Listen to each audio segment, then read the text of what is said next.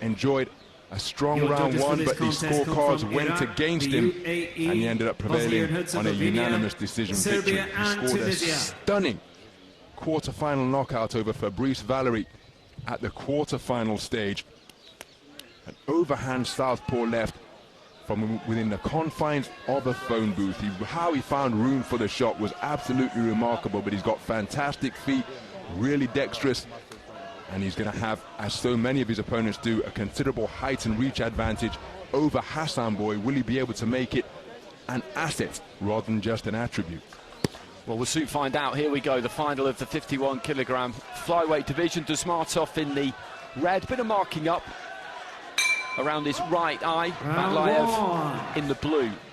A couple of southpaws here. There's that jab to the body immediately. Let's go with that jab to the body. Batlaev is trying to come back with it.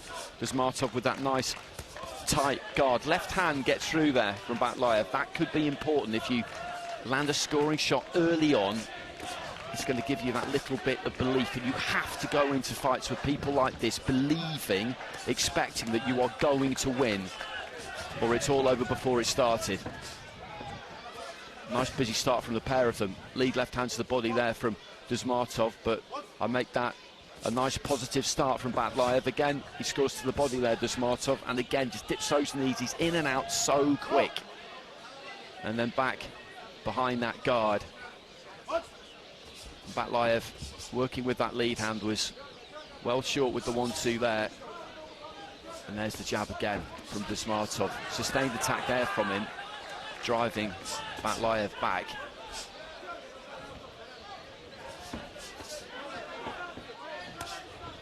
He just can't quite get close enough at the minute, Batlaev. That's his major issue outside of the first 30 seconds or so. Dusmatov leading off with a hook and didn't manage to land with it, just turning around that front foot.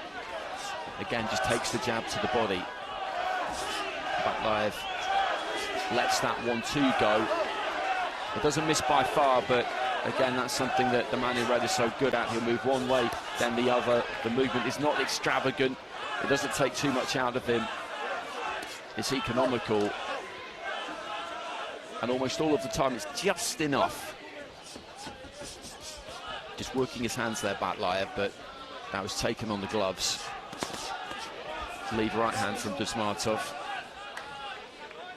And it's the kind of performance you've seen him give so many times before. Takes one on the gloves, then explodes out of the guard and lands the right hand. And there's that right hand off the back foot. And he's pushing this as best he can here, Batlaev.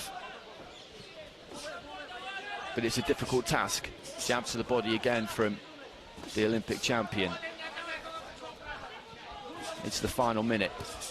Right hand lands. Batlaev will not be put into his shell. He's throwing plenty, but he's been landed on a bit too much here.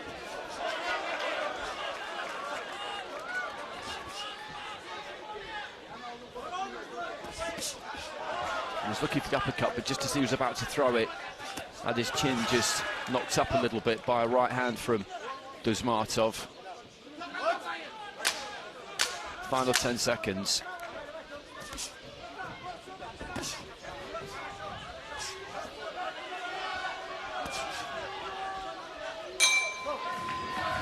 And it's a round we've seen maybe thousands of times. Absolutely. A typically efficient and effective Hasanboy Dusmatov round for my money. Batlaev came out, tried to make his speed a factor, and he did have some success, but for the majority, you just got the impression like that, coming out of his shell, scoring with a single, away before the reply can come. And a really economical performance with the feet and the punch picking from Hasanboy Dusmatov. Batlaev remained in his wheelhouse, always seeking to let his hands go and try and find a way through that really effective defense, but he couldn't do so often enough. And for one of the few times in the tournament, he will be trailing after the opening round, because normally his presence, his pressure in his activity has more often than not given him the advantage in the first, but he's conceded the first round 4-1 here. But he's got that one, and that's something. He needs to reply in the second round here, but it's amazing how often those odd scorecards can make a difference. I don't see personally how you could give that first round to him, but judges are sitting at different sides of the ring, assessing it independently. So into the second round here, Dusmatov in the red, Batlaev in the blue.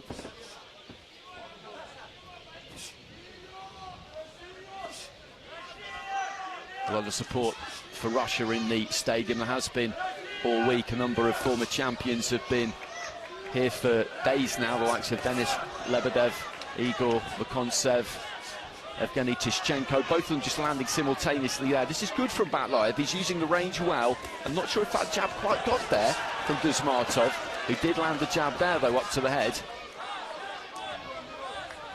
Batlaev just using his own jab and then moving backwards. That's a good adjustment of the feet, because you can see exactly what Dusmatov is wanting to do, is steal in, land that scoring point to the body. He managed to do it there, but he's not doing it as much in this second round. Batlaev landed a left hand there.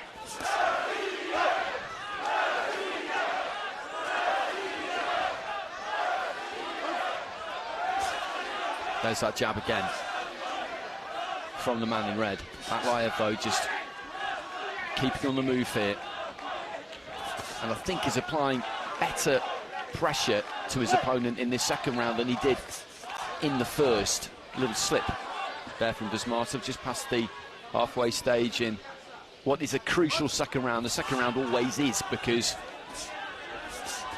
if you're up against it on the cards after the first round, you have to provide a response. A combination to the body there from Dusmatov.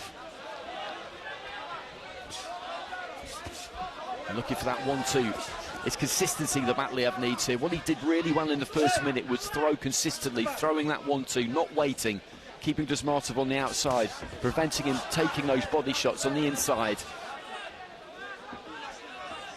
Batlaev just trying to work that lead hand. Dusmatov again just going down to his knees. Been a little bit messy at times this second round, which for Batlaev won't be a bad thing necessarily. There's that left into the body when he goes up to the top there, Dusmatov. I think he shipped one himself, but came out of the exchange the better of the two.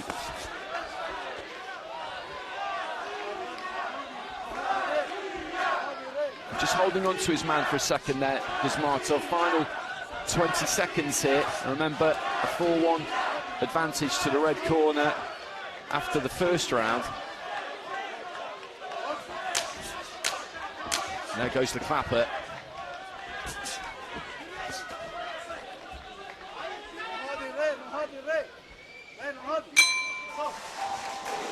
Well, the second round in the books. The IBA boxing game is launching a global esports series merging in the that spirit second round, of and boxing probably with had digital more success competition in the across presence cities of worldwide. Terence Bud Crawford, With over pound for pound, $100,000 best in the prizes world.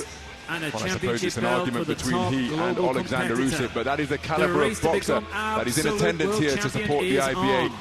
Men's World Boxing Championships. And this man, having his successes once again, Batlaev tried to pick it up. He drew Dusmatov into a few more exchanges.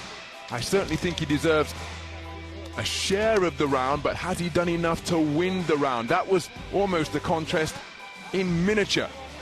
Toe-to-toe, each man having success, and it's a 4-1 split in favor of Dusmatov once again, but the distribution of the scores means that we have two scores tied at 19 points apiece, and crucially, from Dusmatov's point of view, he has a 20 points to 18 advantage for judges, for 3 of the 5 scoring judges. Third and final round. And that third card is so important, because really to turn this around now, he needs a big fight around Batlaev. Although if he converts those 2 drawn cards into his, that'll be 3-2, and then we will go to the bout review, to the added scores, and we don't know what those scores are, how they stand through 2 rounds, but Dusmatov in the box seat, so Batlaev with it all to do. I agree, definitely had a better second round than he did the first, but the same scores given for the first and the second overall.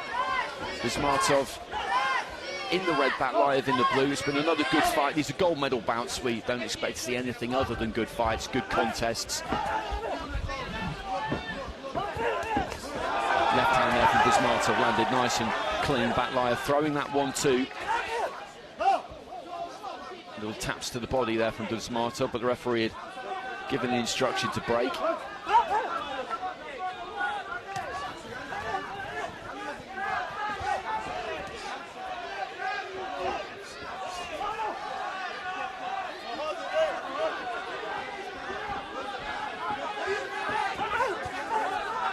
hand was maybe a little bit with the inside of the glove there from Dusmatov, and there's that jab to the body. But again, Batlaev is bringing everything he can here. He's holding that shape, he's holding that technique, trying to fire that 1-2 down the middle,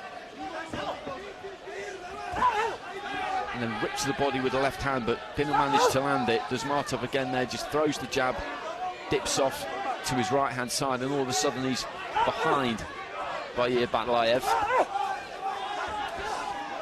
And that jab to the body, that does some heavy lifting for him, and that check right hook off the back foot there too, but particularly that jab to the body, it does seem to be very difficult to prevent. And then another good jab.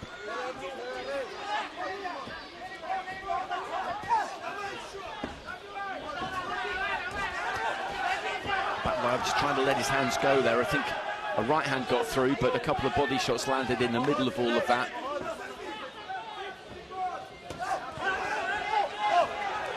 And again, an exchange there, and a good exchange, but the punch you noticed that landed was from Red. He's just so good at picking the gaps, and again, there are a right hand and a left hand, and Batlaev continues to come forwards, but he is being picked off a bit in this last round because he has no choice really but to roll the dice here and come forward and attack as much as he can. And against somebody like Dusmatov, the problem with that is that it's going to give him opportunities, and he's not shy of taking them.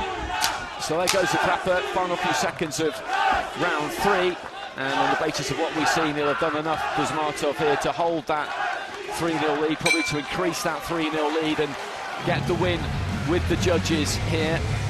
On the evidence of the first fight, I'm not sure if we're going to be told when we're going to bout review in the finals. Maybe, maybe not, but if Batlaev has managed to take that final round with those two judges who had it level, then we'll have a 3-2 and we will go to the added scores. But looking at that, you would expect the man we're looking at here has got enough of that final round. I thought it was pretty clear that he's going to be announced the winner here without the need for the added scores. Yep, I would agree with you, Andy. And again, Batlaev, credit to him, who really did try to put Dusmatov under sustained pressure and make him do something different in search of that big round that he needed. But Dusmatov, so composed, so experienced, so much ability. Ladies and gentlemen, the winner of this contest by a split decision, and now IBA World Champion in the red corner.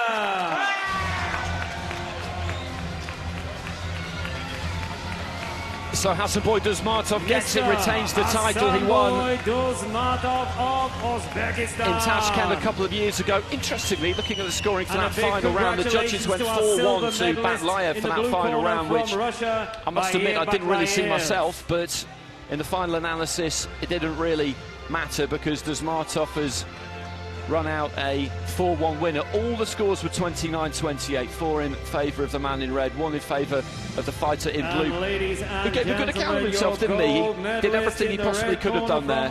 Took him really close in that second round. But as we know, this is a very, very difficult man to beat.